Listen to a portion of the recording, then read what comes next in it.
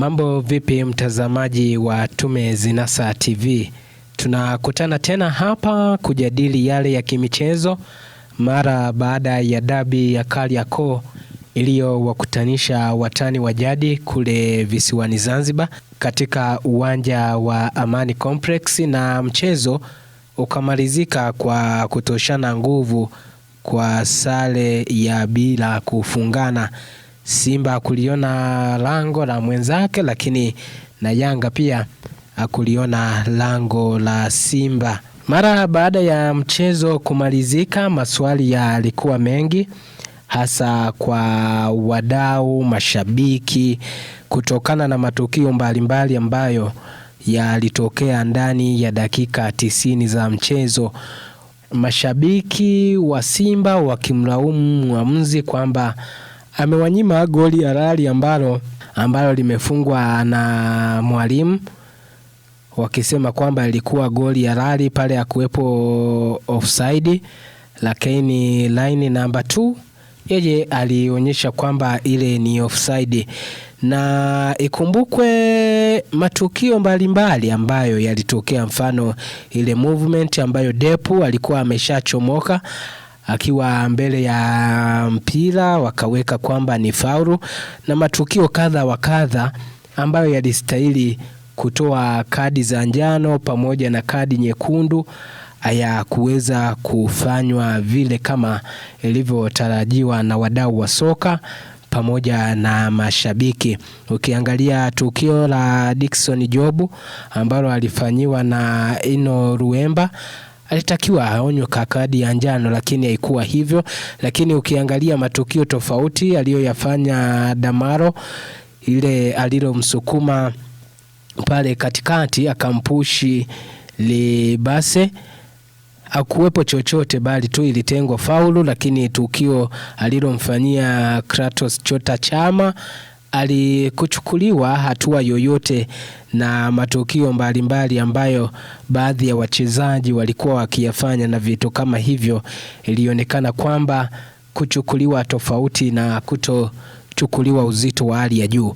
Sasa hii ikawa inatafakarisha kwamba inakuwaje waamuzi wanakuwa sehemu ya kuharibu michezo ya dabi, na wakaenda mbali na kusema kwamba ndio maana walikuwa wanahitaji iwepo waamuzi wa kutoka nje na vitu kama hivyo kwa ajili ya kuamua hii dabi. Na ikumbuke kwamba siku moja kabla ya mchezo wa dabi, Rais wa shirikisho la Tanzania TFF, nikimaanisha Wallace Karia, alipokuwa akifunga mkutano wa TFF wilayani Kahama mkoani Shinyanga, Karia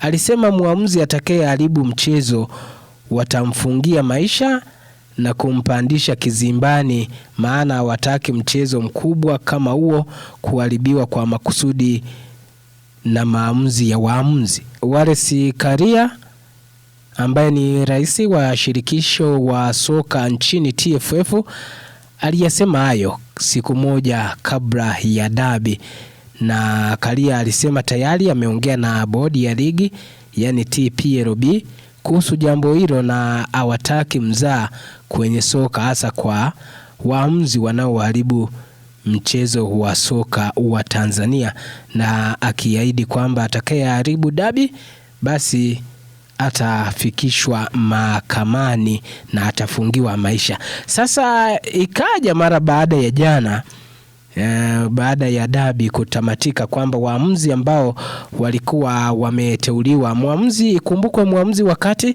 alikuwa Nasoro Mwinchui kutoka Tanga, lakini muamuzi msaidizi namba 1 lane 1 alikuwa Kasim Mpanga kutoka Dar es Salaam. Muamuzi msaidizi line 2 alikuwa Amdani Saidi kutoka Mtwara, lakini muamuzi wa akiba alikuwa ni Ramazani Kayoko kutoka Dar es Salaam, na mtathimini wa waamuzi alikuwa ni Israel Mjuni kutoka Dar es Salaam. Hapa moja kwa moja waamuzi wote walionekana kuhusika katika makosa ya kibinadamu ambayo tumekuwa tukiyasema, au kikiwa ni kichaka ambacho waamuzi wengi wamekuwa wakijifichia kwamba ni makosa ya kibinadamu na vitu kama hivyo. Lakini ni wazi kwamba walishindwa kutafsiri sheria 17 za mchezo.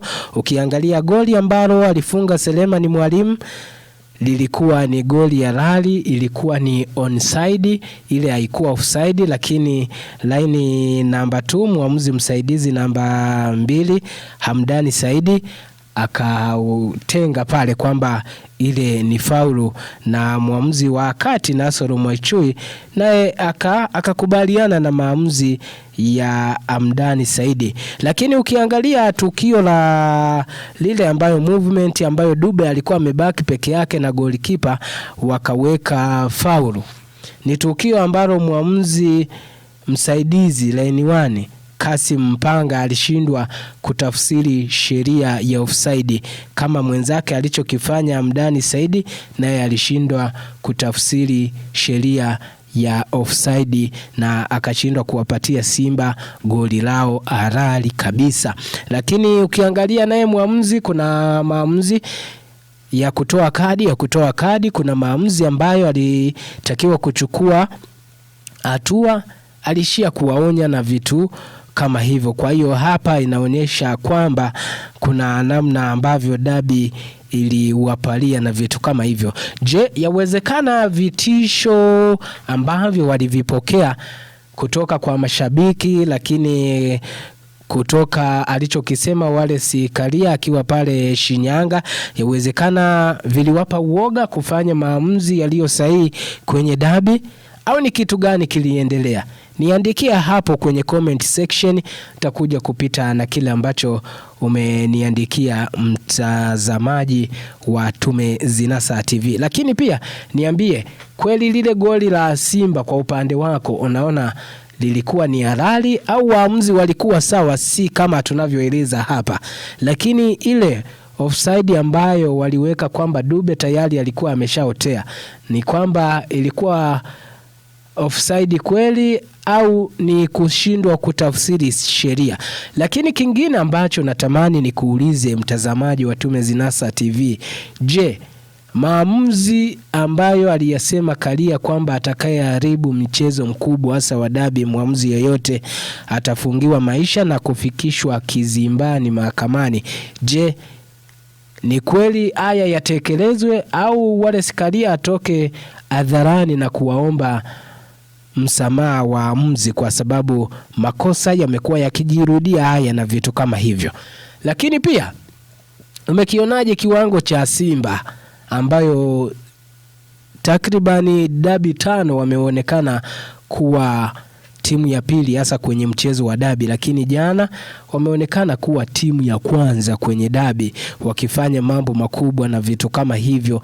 Je, ni kwamba Simba wamezidi kuimarika, na je, ni kwamba Yanga wamezidi kupunguza uwezo wao, timu imeshuka, au imekaaje? Kwa sababu hii dabi imeonyesha taswira kwamba kuna jambo kwenye ligi yetu ambalo timu hizi mbili ziko tayari kuhakikisha zinapambana na vitu kama hivyo. Niambie, Kariakoo dabi uliangalia kwa mtazamo gani, na kile kilichofanyika kwa upande wako kilikuwa sawa au hakikuwa sawa? Wanaolalamikia goli lile ni goli ya halali au tu alikuwa halali? Yote na yote niandikie komenti yako. Asante sana mtazamaji wa Tume Zinasa TV. Mimi ni Mr. Update wako Robbie Brighton. Asante kwa kuendelea kuwa na mimi. Endelea kusubscribe, endelea kulike pamoja na kushare ili uwe wa kwanza kupata taarifa mbalimbali za kimichezo ambazo tunakuwa tunakutana hapa kuzungumza na vitu kama hivyo. Lakini nikukumbushe kwa haraka, mara baada ya mchezo huo wa jana, Yanga amejikita kileleni akiwa na michezo 11 akiwa na point 29.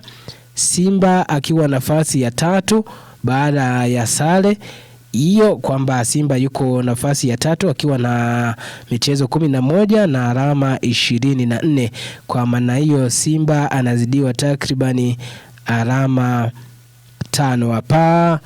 Kwa hiyo bado ligi inaendelea, lakini bado kusema kwamba Yanga bingwa ni mapema, sababu anaweza kudondosha na Simba akamfikia, au Simba anaweza akadrop akadondosha pointi na Yanga akazidi kuongeza gepu na vitu kama hivyo. Asante sana kwa kufuatilia Tume Zinasa TV. Mr. Update wako Robbie Brighton. Asante.